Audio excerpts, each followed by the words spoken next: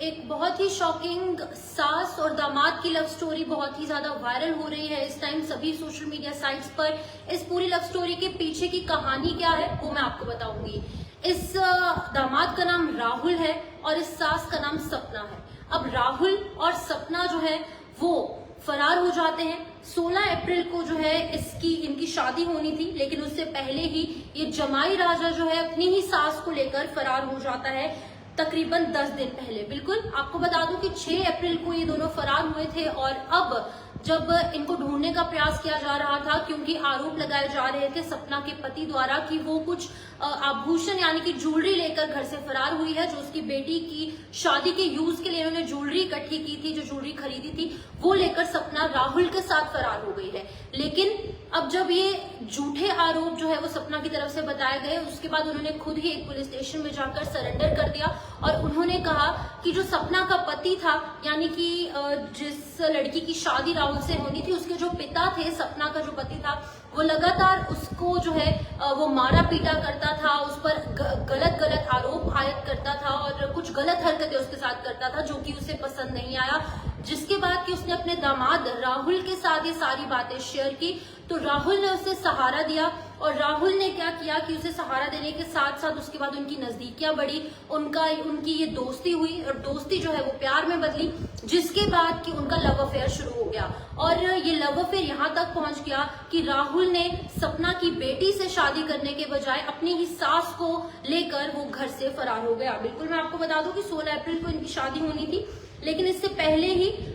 पत्नी जो है, ये जो लड़का है राहुल, ये सपना के साथ जो है वो फरार हो जाता है, यानी कि सास और दामाद का रिश्ता एक बार फिर से खत्म किया गया और ये दोनों जो है लवर्स के तौर पर जो है वो सामने आए। और परिवार वालों का आरोप था कि सपना घर से जो पैसे हैं और साथ ही साथ जो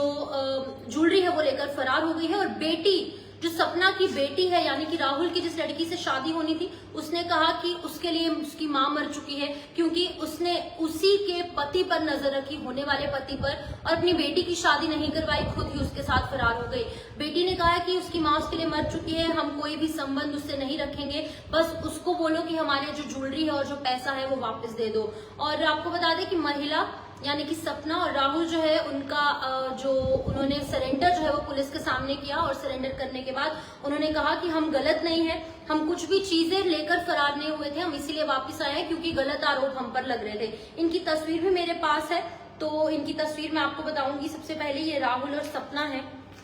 ये राहुल और सपना की तस्वीर आप देख रहे हैं। ये सास और दामाद हैं जो कि फरार हो गए। अब सपना की बेटी के साथ होनी थी राहुल की शादी, लेकिन राहुल ने क्या किया, राहुल जो है सपना के साथ फरार हो गया, यानी कि अपनी ही सास को लेकर फरार हो गया। कुछ दिन अलग रहने के बाद उन्होंने क्या किया कि उन पर जब आरोप लग रहे थे ज्वेलरी को लेकर और पैसे को लेकर, तो उन्होंने ये डिसाइड किया कि क्योंकि ये झूठे आरोप उन पर लग रहे हैं, तो उन्होंने ये डिसाइड किया कि वो खुद ही जाके पुलिस को सरेंडर कर देंगे और उन्हें बताएंगे कि सपना पर किस तरीके से जो उसे तंग किया जाता था उसके पति द्वारा। उसके पति की तस्वीर भी मेरे पास है, ये सपना का पति है, लेकिन सपना ने अपनी बेटी की शादी राहुल से नहीं होने दी और अब बेटी भी कह रही है कि अब मैं अपनी माँ, उसकी जो माँ है उसके लिए मर चुकी है, अब ना ही वो राहुल से शादी करेगी और ना ही सपना को वो अपनी माँ मानती है। इनफैक्ट सपना को जब कहा गया पुलिस द्वारा या फिर जब उसकी काउंसलिंग हुई, उसको कहा गया कि तुम राहुल को छोड़ दो, अपने पति के साथ रहो, राहुल को कहा गया कि तुम सपना की बेटी से शादी करो,